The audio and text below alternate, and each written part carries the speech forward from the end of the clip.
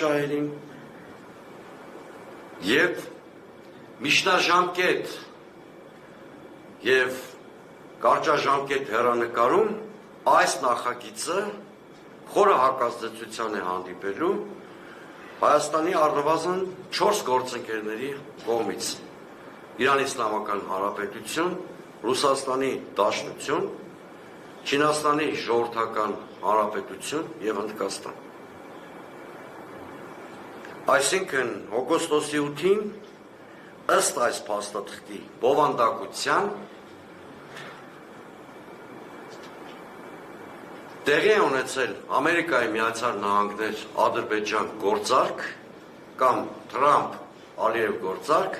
որտեղ Նիկոլ Փաշինյանը բուտաֆորիայի դեր է կատարել։ Հիմա արդյոք թրիփը կարող է նպաստել Հարավային Կովկասում կայուն խաղաղության։ Իմ սուբյեկտիվ ընկալմամբ ոչ։ Նախ մեծ խնդիր է թրիփը այս ձևով կարող է իրականություն դառնալ, թե չէ, անկախ ընդունված համատեղ հայտարարությունից եւ վարչակագրից, որովհետեւ եթե մի նախագիծ բխում է աշխարհաքաղաքական կոնկրետ կենտրոնների շահերից եւ հակադրության մեջ է մտնում այլ կենտրոնների շահերի հետ, միշտ մեծ է հավանականությունը, որ անտեսված շահեր ունեցող աշխարհաքաղաքական կենտրոնները խանգարելու են դրա իրականացմանը։ Ճիշտ այնպես, ինչպես նույն իմացած պատճառով իրականություն չդարձավ նոյեմբերի 9-ի եռակողմ հայտարարության 9-րդ կետը, որտեղ այդ կարգավորումներ բխում էր Ռուսաստանի Դաշնության շահերից եւ հակադրության մեջ էր մտնում արևմուտքի մեր գործընկերների ստրատեգիական շահերի հետ։ Սա որ առաջին հերթին աշխարհաքաղաքական նախագիծ է եւ ոչ թե տնտեսական կամ ներդրումային փաթեթ, ինչպես փորձում է մեզ հրամցնել Նիկոլ Փաշինյանը, ակնհայտ է, բացեք այս փաստաթուղթը, կարդացեք։ Այդտեղ հիշատակում կա տրանսկասպիան առևտրային ուղուն։ Թարգմանեմ, այդտեղ խոճուճ են գրել, որ մեր հասարակությունը մի քիչ դժվար հասկանա։ Դա միջին միջանցքն է։ Միջին միջանցքի մասին է խոսքը։ Միջին միջանցքը որպես աշխարհաքաղաքական պրոյեկտ առաջացել է Կենտրոնական Ասիայի ռեսուրսները Եվրոպա տեղափոխելու համար շրջանցելու նպատակով Չինաստանի ճանապարհը, Իրանի ճանապարհը, Ռուսաստանի ճանապարհը, դրա համար ինքը կոչվում է միջին միջանցք։ Եվ ճիշտ էր Ալիևը ցավոք սրտի, որ ասում էր անունը ինչ ուզում եք դրեք։ Զանգեզուրի միջանցք մի կոչեք, եթե նախընտրական բոնուս Նիկոլ Փաշինյանին, կոչեք թրիփ, կամ թրիփի ու չգիտեմ ինչի անտառ,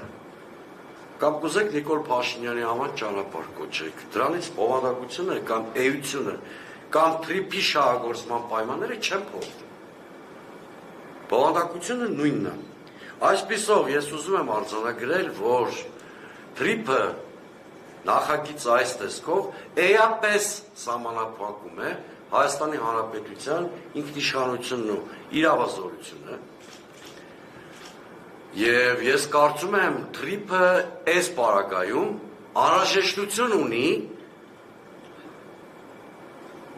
համաժողովրդական հարակվեի ճանապարհով ընդունվելու, որովհետեւ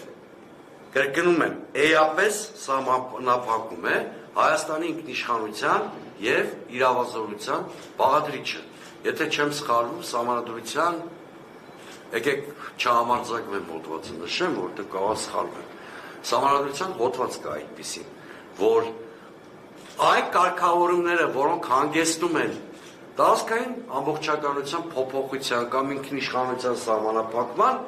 ենթակա են կարգավորման համաժողովրդական կամ արտահայտության կամ հարակվեի միջոցով։ Հիմա դուք կարող եք հարց տալ, արդյոք Հայաստանը պիտի ընդդիմանա թրիփին։ Ցավոք սրտի Հայաստանը այդ ռեսուրսն ու պոտենցիալը չունի։ Մենք չենք կարող մեզ թույլ տալ արկածախնդրություն ընդդիմանալու ոչ նոյեմբերի 9-ի եռակողմ հայտարարությանը, ոչ թրիփին, որտեղ այդպիսով մենք կարող ենք մեծապես վտանգել մեր շատ առանցքային գործընկերների Ռուսաստանի կամ մի դեպքում, մյուս դեպքում Միացյալ Նահանգների հետ հարաբերությունները դրանից բխող կատաստրոֆիկ ռիսկերով։ Ասենք, Նիկոլ Փաշինյանը գիտակցված գնաց նոյեմբերի 9-ի փաստաթղթի չեղարկմանը կամ Ռուսաստանի հետ հարաբերությունների փչացմանը,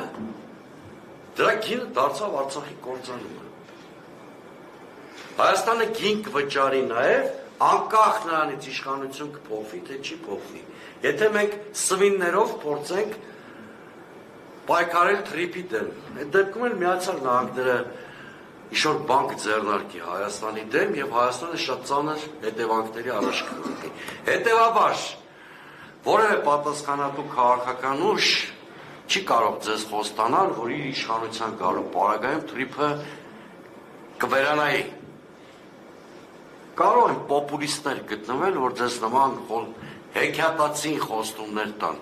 Ես պոպուլիստ չեմ արտաքին քաղաքականության մեջ եւ առավել եւս կարծում եմ,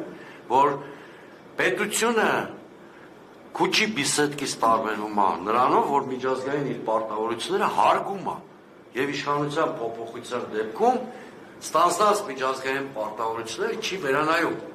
Բայց լավ այդ դեպքում ինչ անենք, որտեղ ես ասացի, թրիփը էս տեսքով ուղղակիորեն հակասում է Հայաստանի շահերին։ Միակ ճանապարհը Միացյալ Նահանգների մեր գործընկերների հետ բանակցելն է, որպեսզի թրիփի հնարավորությունները մեծացվի։ Ասենք Հայաստան-Իրան երկաթուղի կառուցվի, որպեսզի խաշմերուկային բաղադրիչ մտնի այս նախագծի մեջ, կամ թրիփը երկարացվի մինչև երասխ, որը հնարավորություն կտա, որ նույն ռեժիմով մենք ենթադրենք դեպի Իրան կամ Մեղրի անցում կատարենք Նախիջևանի տարածքով։ Իսկ նման բաղադրիչներ պիտի փորձի Հայաստանը բանակցելու միջոցով, բայց այս իշխանության օրոք դա անհնար մի բան է, բանակցելու միջոցով անել, որպեսզի թրիփ գումարած ստանանք կամ ներառվեն այդ նախագծում նաև Հայաստանի, Իրանի, Ռուսաստանի շահերը եւ ինչ-որ բան ստեղծվի։ Կամ էլ մնում է հուսալ, որ Միացյալ Նահանգների եւ Ռուսաստանի հնարավոր գլոբալ համաձայնությունների համատեքստում Վաշինգտոնն ու Մոսկվան կարող են կոնսենսուսային լուծումներ գտնել նաև մեր ռեգիոնի հետ կապված, նաև այս ճանապարհի հետ կապված, ինչը թույլ կտա ավելի բալասավորված մոտեցումներ ակնկալել։